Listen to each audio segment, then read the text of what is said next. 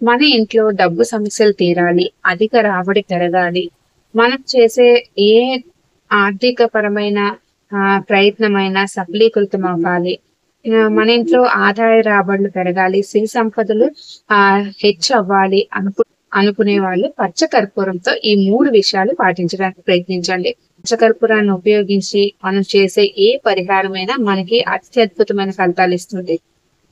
అవేంటో తెలుసుకుందాం. అయితే వీడియోలోకి వెళ్ళిపోయి అందరికీ నమస్కారం అండి. ఈ రోజు పెళ్లి రోజు మరియు పుట్టినరోజు జరుపుకుంటున్న వారందరికీ నా హృదయపూర్వక శుభాకాంక్షలు. మన శ్రీ పంచమి పూజా నీడ్స్ లో అనేక రకాల పూజా సామాగ్రి అందుబాటులో ఉందండి. ఎవరికైనా కావాలి అనుకుంటే స్క్రీన్ మీద నంబర్ కి వాట్సాప్ చేయండి. లేదు అంటే www.sripanchami.poojanits లో కూడా మీరు ఆర్డర్ ప్లేస్ చేసుకోవచ్చు. ఆల్ ఓవర్ ఇండియా షిప్పింగ్ అనేది అవైలబుల్ ఉంది.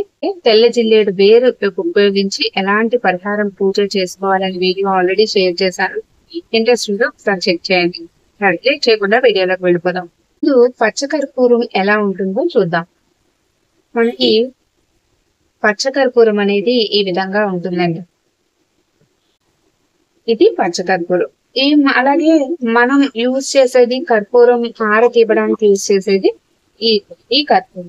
ఈ కర్పూరంకి పచ్చకర్పూరంకి డిఫరెన్స్ ఉంటుందండి.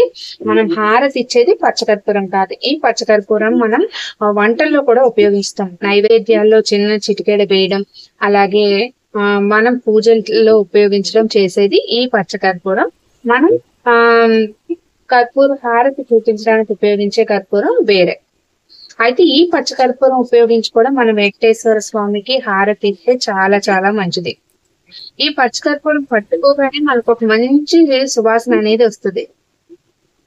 అందుకే మనం గుడికి ఎక్కడికైనా వెళ్ళినప్పుడు మనం చాలా గుండె భారంతో, చాలా మానసికమైన ఒక అశాంతితో మనం గుడికి వెళ్ళినప్పుడు అక్కడ ప్రదక్షిణ చేసి కొంతసేపు భగవంతుని దర్శనం చేసుకుని కూర్చున్నప్పుడు మనకు కొంచెం సేపటికి మన మనసు అనేది ప్రశాంతంగా మారిపోతుంది. కారణం ఏంటంటే ప్రతిరోజు అక్కడ ఉన్న విగ్రహాలకి అవ్వచ్చు, స్వామివారికి అమ్మవారికి అవ్వచ్చు, అభిషేకాలు నిర్వహించేటప్పుడు పచ్చకర్పూరాన్ని కూడా వాళ్ళు యూజ్ చేస్తారు అభిషేకాల్లో. అందుకనే ఆ సువాసనకి మన మనసు అనేది చాలా ప్రశాంతంగా అనిపిస్తూ ఉంటుంది అన్నమాట. అంతటి శక్తివంతమైంది ఈ పచ్చకర్పూరం. అయితే ఈ పచ్చకర్పూరాన్ని ఉపయోగించి మనం ఎలాంటి 3 విషయాలు పాటిస్తే మనకి ఆర్థిక ఇబ్బందులు తొలగి ధనరాబడి పెరుగుతుందో తెలుసుకున్నాం. ఫస్ట్ వచ్చేసి మనం ప్రతి నిత్యం పూజ అనేది చేసుకుంటాం. అలా పూజ గదిలో ఎప్పుడు కూడా ఒక మట్టి ప్రమిదలో దీపం వెలిగించాలని చెప్తూ ఉంటాను నేను. మన పాత వీడియోస్ చూస్తే మీకు తెలుస్తుంది. అలా మట్టి ప్రమిదలో దీపం వెలిగించినప్పుడు అందులో కొంచెం చిన్నది పచ్చకర్పూరం అనేది పౌడర్ చేసి వేయండి ఆ దీపంలో. అలా మనం పౌడర్ చేసి వేయడం వల్ల దాని నుంచి వచ్చే మంచి సువాసనకి మనకి దైవిక శక్తి ఎక్కువగా ఆకర్షింపబడుతుంది. అలాగే ఆయిల్ లో కూడా కొంచెం పచ్చకర్పూరాన్ని పౌడర్ చేసి వేయడం, దాని ద్వారా దీపం వెలిగించడం చాలా మంచి పాజిటివ్నెస్ అనేది మనకి కల్పిస్తుంది. అందుకని దీపంలో చిన్న ముక్క పచ్చకర్పూరాన్ని పౌడర్ లా చేసి వేయండి. ఇక రెండో విషయం ఏంటంటే, లక్ష్మీ స్వరూపంగా భావించే ఆడవారు పెట్టుకునే కుంకుమలో కొంచెం పచ్చకర్పూరాన్ని పౌడర్ చేసి వేయండి.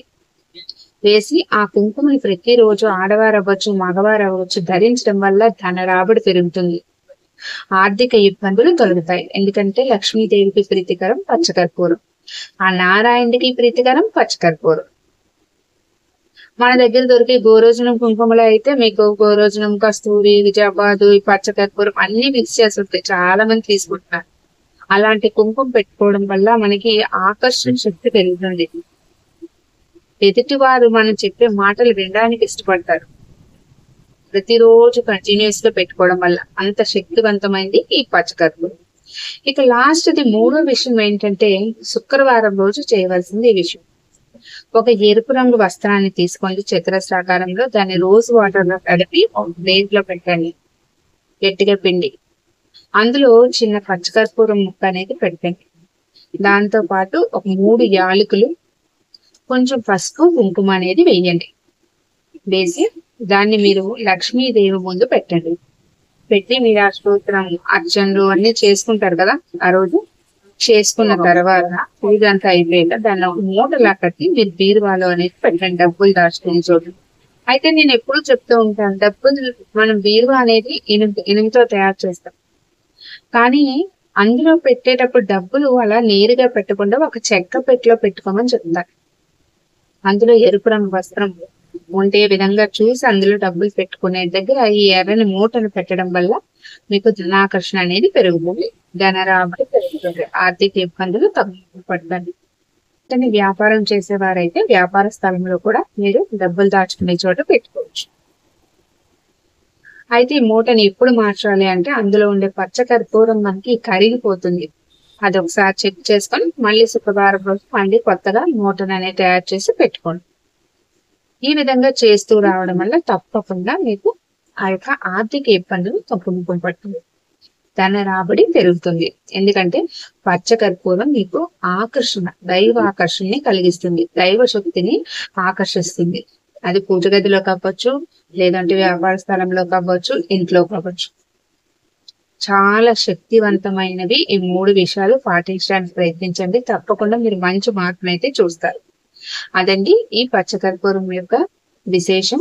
దీన్ని ఉపయోగించి 3 పరిహారాలు. ఈ వీడియో మీకు యూస్ఫుల్ గా ఉంటుందని అనుకుంటున్నాను. యూస్ఫుల్ అనిపిస్తే తప్పకుండా ఒక లైక్ చేయండి, అలాగే మీ అమూల్యమైన అభిప్రాయాన్ని కమెంట్ సెక్షన్ లో షేర్ చేయండి. దొరికిసారి నేను జై హింద్, స్వస్తి.